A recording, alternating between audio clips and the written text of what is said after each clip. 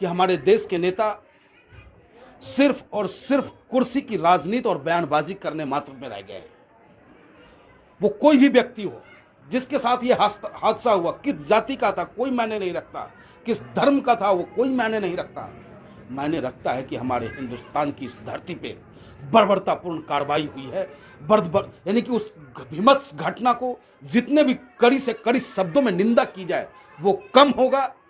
आज कहीं ना कहीं ऐसे वीर योद्धाओं की आत्माएं रो रही होंगी, ऊपर से जब वो देख रहे होंगे कि मेरे हिंदुस्तान को किसकी नज़र लग गई है। तो आपके माध्यम से, सोशल मीडिया के माध्यम से मैं सरकार से मांग करता हूं, प्रदेश सरकार से और केंद्र सरकार से भी, कि इसमें न्याय होनी चाहिए। दोषियों पे सख्त से सख्त कार्रवाई की मांग ऑल इंडिया मजलिस-ए-इत्तेहादुल मुस्लिमीन करता है। लेकिन जिस तरीके से अगर बात कर रहे हैं तो टीएमसी की तरफ से इसमें तो राजनीति हो रही है। एक परिवार के 7 लोग मर जाते हैं, लेकिन राजनीति उस पर की जा रही है दोनों तरफ से। मैं यही तो कहना चाह रहा हूं, राजनीति नहीं होनी चाहिए, न्याय होना चाहिए, दोषियों पे कार्रवाई होनी चाहिए। यही मांग ऑल इंडिया मजलिस-ए-इत्तेहादुल मुस्लिमीन कर रहा है। इसमें कहने के लिए कोई शब्द ही नहीं बचा यार। इससे भी ज्यादा क्या कर सकते हो आप किसी के साथ? इतना घिनौना, छोटे छोटे बच्चे जिन्होंने दुनिया नहीं देखी, अरे जलाने वालों तुम्हारे रूह नहीं कांपे? किस मिट्टी के बने हो तुम? हद हो गई यार।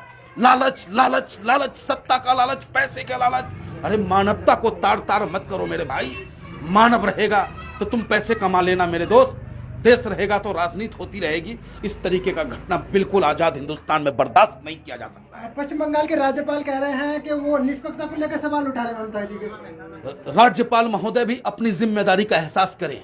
धनखड़ जी से मैं कहना चाहूंगा कि वो भी, उनका भी बयान कहीं ना कहीं राजनीति से ही प्रेरित होता है। ऐसा लगता है जैसे कि वो भाजपा के रबर स्टंप बन करके वहां गवर्नर बने बैठे हैं। गवर्नर की हैसियत से जो उनके पास ताकत है उस ताकत का वो इस्तेमाल करे और दोषियों पे कार्रवाई कराने की पुरजोर प्रयास करे। नहीं, बीजेपी तो कार्रवाई कराने की बात कर रही है। कहां कार्रवाई कराने की? सिर्फ लिपापोती हो रही है कि उसने मारा, उसने मारा। अरे किसने मारा उस कोई मायने नहीं रखता है। किस पार्टी के लोगों ने मारा, किस पार्टी के लोग मरे, मरा इंसान है, मरा इंसान है, मरी मानवता है। आज मानवता तार तार हो गया। आप टेलीविजन पे देख नहीं पा रहे, हम सुन नहीं पा रहे हैं, पढ़ने की हिम्मत नहीं हो पा रही अखबार में इस तरीके की भीभत्स घटनाओं को।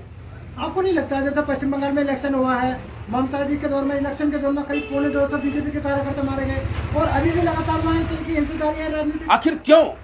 राजनीति में हिंसा की जगह है कहाँ, ये तो हमें बताएं। ऐसा माहौल किसने पैदा किया? आप उत्तर प्रदेश में देख लो, वर्तमान में कल परसों की घटना आप देख लो। एमएलसी का चुनाव चल रहा है, पक्ष और विपक्ष हर जगह होते हैं। समाजवादी पार्टी का प्रत्याशी जब पर्चा भरने जाता है उसके साथ किस तरीके का मारपिटाई की जाती है। जो पहले भी एमएलसी रह चुके, राकेश यादव जी एमएलसी रह चुके, उन सब के साथ मारपिटाई की गई। कई एमएलसीओ का पर्चा जबरन रद्द करवाने का काम किया जा रहा है। तो कहीं ना कहीं ये लोकतंत्र का हनन हो रहा है। और जब से ये लोग भारतीय जनता पार्टी सक्रिय हुए हैं, आपसी माहौल खराब हुआ है, इसमें कोई दो राय नहीं। आप इसे ममता बनर्जी की गलती नहीं मानते? समाज को आप क्या परोस रहे हो ये मायने रखता है। समाज को आप दे क्या रहे हो? आप नेता हो, आइडियोलॉजी आपका लोग फॉलो करता है। जब आप नफरत की बातें करोगे तो लोगों के अंदर नफरत ही आएगा। इसलिए मैं सभी पार्टी के नेताओं से अपील करता हूं कि भाई नफरत मत बो, नहीं तो बोए पेड़ बबूल के और आम कहां से खाओगे। इसलिए बबूल का पेड़ बोना बंद कर दो। आप तो एक तरीके से राजनीति आप खुद कर रहे हैं। अगर उत्तर प्रदेश में हो जाता तो योगी जिम्मेदार, अगर वहां बंगाल में हो जाता है तो विपक्ष जिम्मेदार। नहीं, मैं विपक्ष को जिम्मेदार नहीं कह रहा हूं, सत्ता पक्ष को भी जिम्मेदार उतना ही ठहरा रहा हूं जितना विपक्ष को जिम्मेदार ठहरा रहा हूं। ये मत कहें आप कि यहां पे योगी जी का होता तो मैं योगी जी के खिलाफ खड़ा मिलता। मानवता तार तार हुई है साहब, मानवता। इससे बड़ा जघन्य अपराध और क्या हो सकता है? उस बच्चे की क्या गलती थी?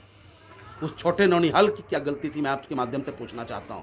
उसने तो दुनिया भी नहीं देखा था, उसे यह भी पता नहीं कि राम भगवान क्या होता है, अल्लाह क्या होता है और वाहेगुरु क्या होता है, उसे यह भी पता नहीं है। उसकी नज़रों में तो उसकी माँ उसकी भगवान है, पिता उसके भगवान थे, और वैसे बच्चों को जलाने का काम किया है। तो मैं निवेदन करता हूं अपने देश के नेताओं से, सभी पार्टियों के नेताओं से, कि आप कोई ऐसा वक्तव्य न दें, कोई ऐसा क्रिया न करे जिससे कि समाज पे गलत असर पड़े। आप क्या समझते हैं आज उत्तर प्रदेश में जो घटना घट रही है, चाहे वो जिला पंचायत का चुनाव रहा हो, जिला पंचायत में भी चीरहरण करने का प्रयास किया गया, और आज एमएलसी के चुनाव में भी आप विरोधियों को पर्चा नहीं भरने देते हो, आप विरोधियों पे डंडा बरस पाते हो, पुलिस वहां मुख दर्शक होती है।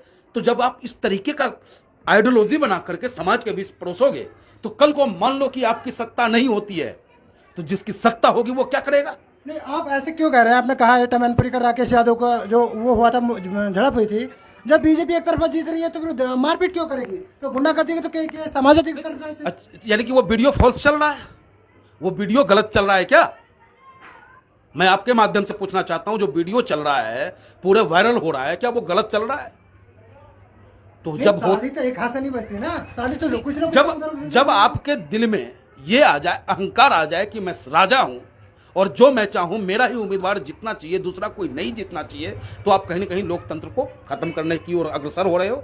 और लोकतंत्र में वोट पड़नी चाहिए, विपक्षी होना चाहिए, और जब विपक्ष विहीन हो जाएगा तो लोकतंत्र स्वतः ही खत्म हो जाएगा। अच्छा, एक बात और है, नेताओं के जबान पर आई जाती है, वो जब वो खिलाफ हो जाते हैं, मतलब सत्ता उनके हाथ से चली जाती है, तो लोकतंत्र खतरे में चला जाता है। जब सत्ता में आ जाते हैं तो लोकतंत्र बरकरार रहता है। ना हम सत्ता में हैं, ना हम सत्ता में हैं, न सत्ता की चाहत को लेकर के हम राजनीति करने चले, लेकिन जनता को भड़काते तो नहीं, न सत्ता में है, न सत्ता की चाहत को लेकर के राजनीति करने चले हैं। राजनीति करने का मकसद है कि आपसी भाईचारा को मजबूत करने का।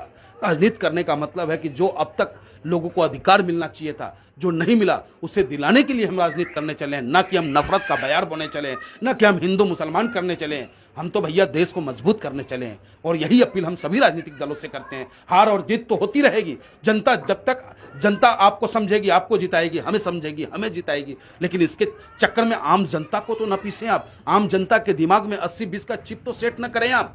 लेकिन उत्तर प्रदेश की बात करें, उत्तर प्रदेश ने तो एमआईएम को सिरे से नकार दिया। कौन कहता है नकार दिया? 5 लाख लोगों ने अपने दिलों में जगह दिया है हमें, और वो 5 लाख लोग ही 50 करोड़ बनने जा रहा है। आप उसको नकारना न कहें, लोगों ने हमें स्वीकार किया है और उनकी आवाज बनकर के हम लोग सड़कों पे रहेंगे। 100% ये को बजा के, मतलब कमो पे 100% की जमानत जब्त होगी, तो और क्या चाहिए? जमानत जब्त क्या है? क्या है जमानत जब्त? जमानत जब्त होता क्या है? ये जनता ने हमें चाहा, आप नहीं चाह रहे हो, कोई बात नहीं है। जिसने हमें चाहा उसके लिए हम आज भी विधायक हैं, और उसके लिए आज भी हम सरकार हैं, उनकी मदद करने के लिए हमेशा तैयार है। मान बेहतर है। आपको लगा नहीं है कि गलत रास्ते पे आ गए, गलत पार्टी चुन लिया? नहीं, ये उन लोगों के लिए ये सोच होगी जिन्हें सत्ता और ताकत का नशा चाहिए, दौलत की नशा चाहिए। हम तो निकले ही हैं लोगों की मदद के लिए, हम तो निकले ही हैं उन मुरझाए हुए चेहरों पर मुस्कान लाने के लिए। तो आज नहीं तो कल लाने का काम करेंगे। जीत और हार ऊपर वाले के हाथ में और जनता के हाथ में है। बाकी कर्म करना मेरा फर्ज है, मैं कर्म भी ना करूं ये कहाँ की बुजदिली है। तो आपकी लड़ाई जारी रहेगी 24 में? जब तक सांस है तब तक आस है और जंग जारी है।